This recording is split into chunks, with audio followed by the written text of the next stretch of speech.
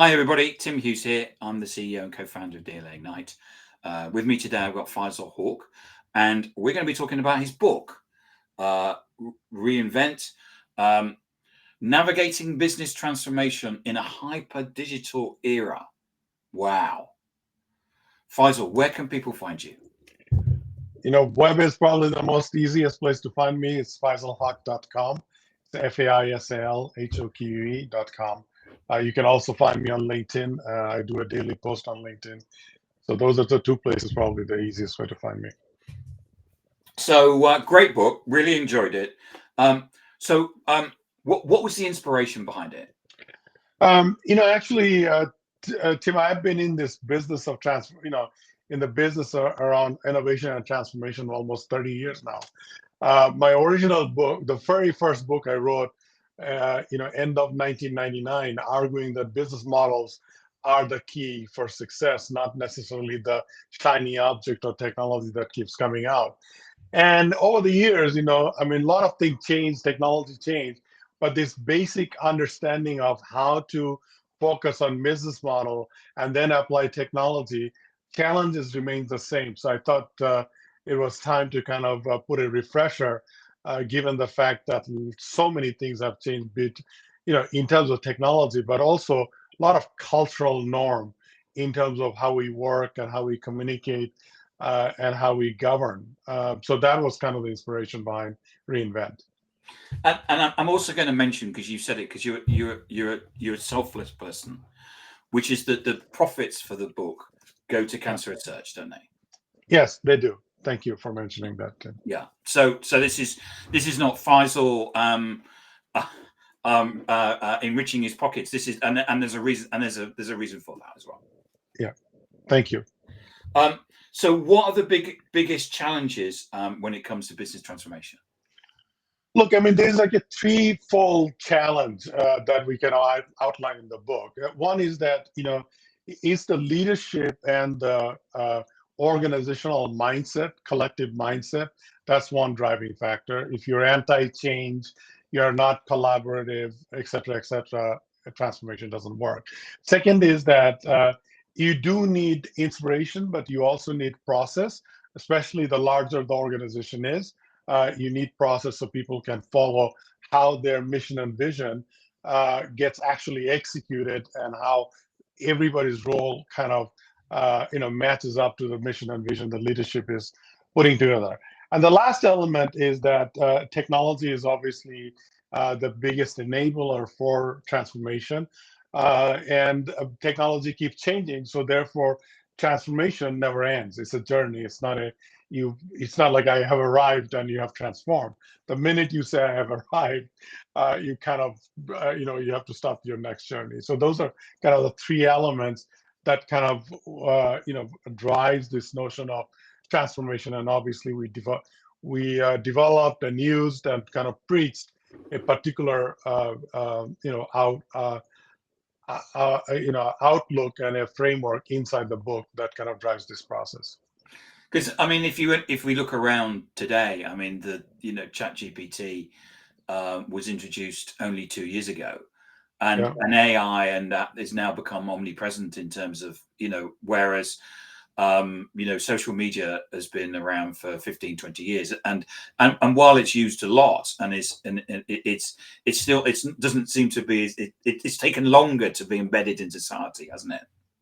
Yeah, look, some technology is, specifically if you talk about AI, the awareness of AI got hyper emphasized because of the the emergence of generative AI. But the AI in various form has been around for maybe 15, 20, 30 years. In whether that's when you look for your content, or whether you buy something, or whether you're using your phone, or in the large organization when you're automating, there's element of AI and algorithmic manipulation that has been around forever. What has happened, and I was mentioning in my first book, and when I started my career, late 90s, what's the difference is that during that time and when the browser kind of came out, people are less aware of technology, and technology uses was, among limited few. Now technology is very democratic in the sense that anybody and everybody can access technology, and we're all hyper user or super user because of the consumer centric technology. So that creates opportunity, but that also creates a lot of challenges because some things are hype, some things are not real, some things are scary.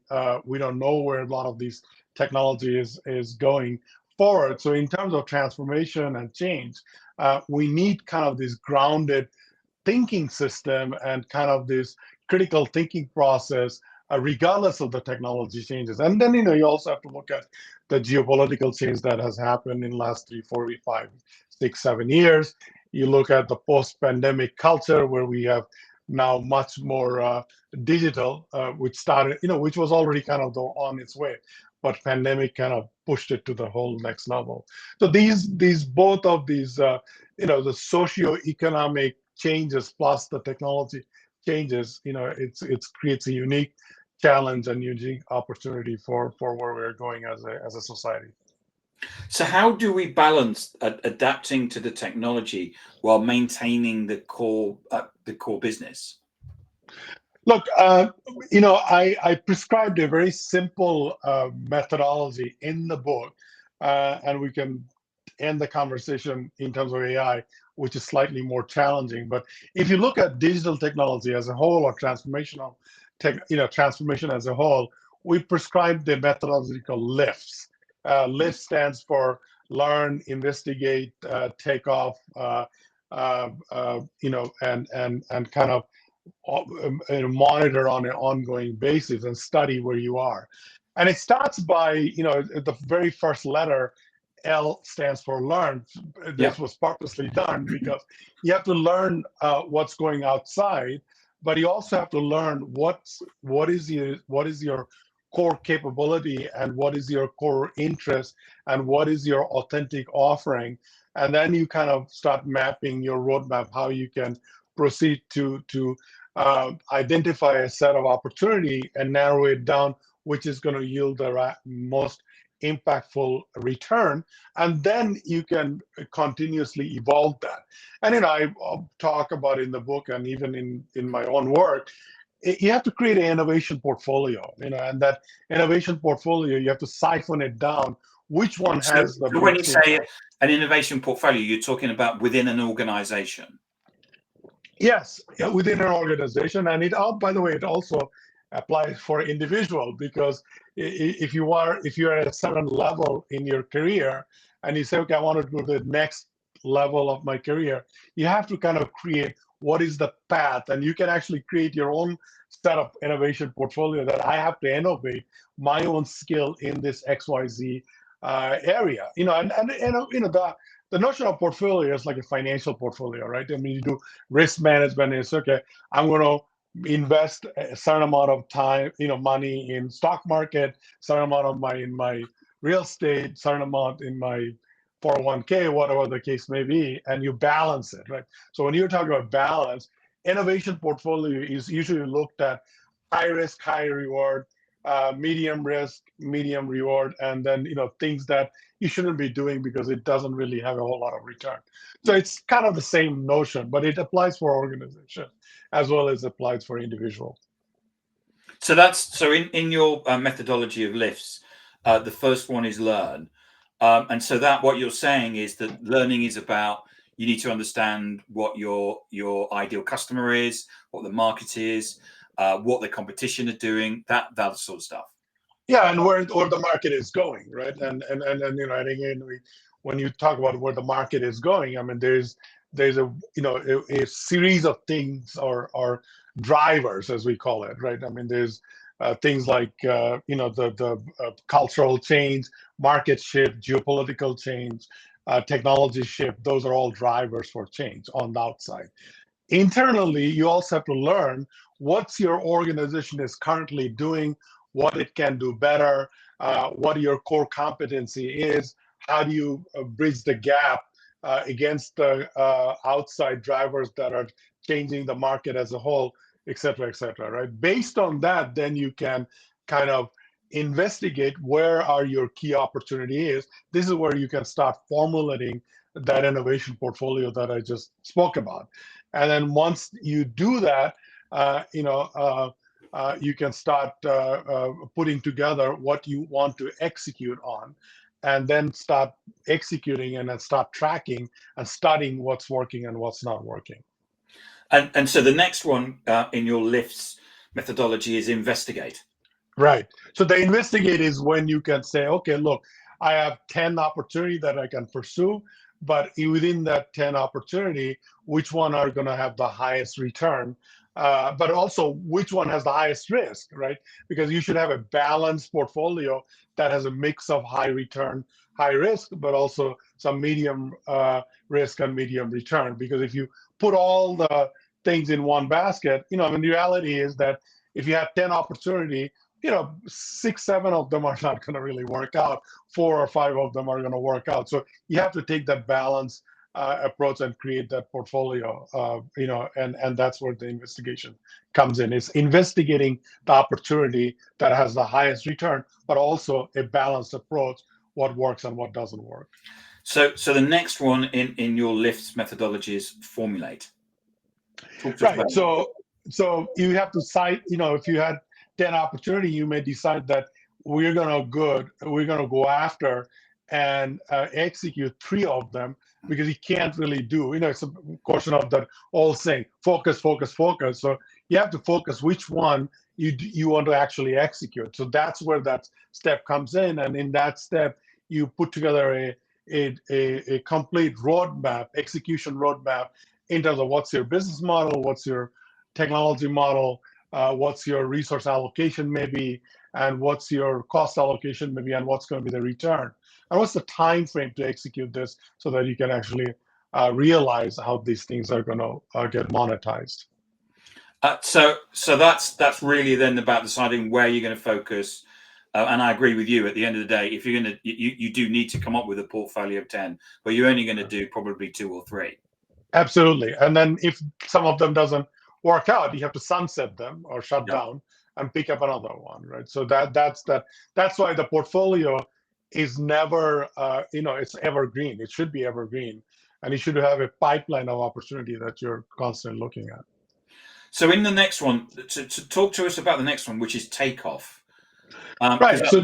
So this is implementation, is it? Yeah, it's implementation, but it's also rolling out, right? So take up meaning your innovation or your initiative actually has taken off, and you have operationalized whatever those 2 or 3 things that you're working on, and they'll be at a different time frame depending on the size or shape of the organization. And it's taken off, and you operationalized it, and you've rolled it out. And in that rollout process, usually what happens, especially if you're a large organization, you cannot just roll out everything all at once, right? You do a kind of a phased approach and learn from it, and then it gets better and better, and it becomes a repeatable process. So that takeoff is when it's like, you start maybe a little bit of walking, not really crawling, but walking, and then you're running, and then it's a repeatable process, and you're gathering feedback from that phase, what's really working and what's not working, and where do you want to make the next level of improvement process. And in the book, obviously, Tim, and we defined a pretty extensive set of matrix and methods and tracking mechanism and allocation model and risk analysis model that gets applied in every phases, but at a various degree. And then the final one that you've got in your lifts model is study. So I'm guessing this is what you're doing, is that you're measuring and continually measuring what you've achieved. Have you achieved it? Exactly. And did it really, was your core assumption were true or not, right? And what are the learning that you have had from your failures? And by the way, failures, it's not that whole project fail. You'll inherently face different obstacles and different setbacks. So it's learning from that setback, and course correction is what you want to then pull it back into the organization. And actually, if you don't look at those small setbacks, just focus on the bigger failure, the organization never learns. So for example, if you say, look, I'm going to do a market outreach of my new product, and I'm going to create a automated infrastructure to email campaign, as an example, right? So it could be that you're not getting enough response. So it's not the question of whether that infrastructure that you have set up, the technology infrastructure that you have set up is not working, it's reaching, but customer is not responding because message is not really resonating to the person that you are reaching out to, right? So there's a learning model, process of what message is really working and what message is not working. Another example, technological example, you set up the infrastructure and you're sending out email, and all the email are ending up in the spam box because the email system hasn't taken into consideration that you have to white label these things so that it does go to the particular audience. This is a very simple example that I just gave, but you can exponentially think, and things can get pretty complex when you're talking about global supply chain, when you're talking about automated, AI agent-based workflow automation, et cetera, et cetera. So, what would you see? So, anyway, so that's lifts. I mean, that's you talk about that in the book. I'm interested in your view also in terms of resistance to change. What can you do about resistance to change? This is probably the most hardest part because you're talking about human psychology, and you're talking, and I mean, nothing is more complicated than human psychology at the end of the day. And when you're talking about a collective group of people, you are talking about a lot of different personalities, a lot of different background, et cetera, et cetera. As a leader, the biggest challenge is actually bringing people together and align them and getting them influenced behind your idea. So what I propose in there, and it's in one of my previous book, I talk about transformational leadership, and there's a concept of 4 I's. It's the inspiration, influence, and then intellectual curiosity, and then the last I stands for individualized motivation. So when you are crafting your mission and vision, you have to show people what's in it for them and kind of put together a path so people can understand that I am doing this, but it impacts the overall mission and vision this way.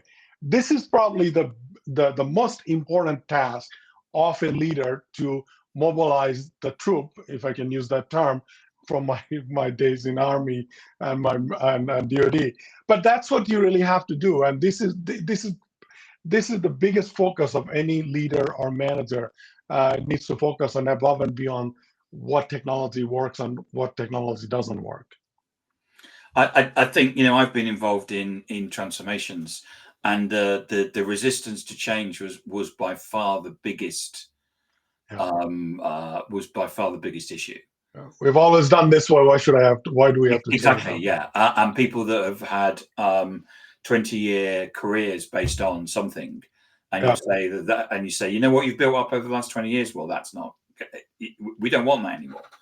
And it's a massive issue, something that you've really got to do. It is. I mean, I give you a real life example, right? Yeah. I mean, we all heard of Agile, right? So I mean, and we all know about Six Sigma as an example, right? Yeah. So if you look at Six Sigma and Agile, these were created when technology was a very different place than it is right now.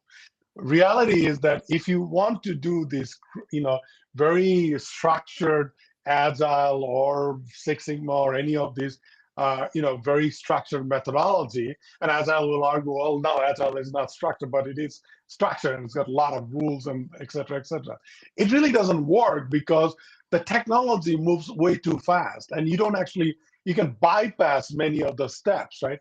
But if you talk to an Agile master, they'll say, what do you mean? I mean, this is how it worked and blah, blah, blah, so on and so forth, right? So I'm not picking on Agile or Six Sigma. I'm just using that as an example that, adaptation and change is a mindset. Uncertainty is a mindset. I think the first thing we all have to get used to is that we have to get very comfortable with uncertainty. Uncertainty is the new norm. It's not the new thing. It's not that, we are uncertain, therefore we have to change. uncertainty is the new norm. And then if we focus on that, then change is kind of easy to focus. But it's also an exciting time. I mean, look all the things we can do that Oh we yeah. were not able to do even Well, look at 6 this. months ago. Look at this Yeah, technology. I mean, yes, absolutely. being able to run like a TV channel for like next to nothing. Yes, absolutely. Faisal, thank you so much for coming on and talking about your book, Reinvent, Navigating Business Transformation in a Hyper Digital Era. And I'm just going to, because I know that you're very modest as well. So even if you buy the book, that your money will go to cancer research. So even if you buy it and don't read it, you're doing good. Where could I buy a copy of this, Faisal? I mean, you can buy it on Amazon, Barnes and Noble, and other places where books are sold. And by the way, there's also audio version if you don't feel like reading it.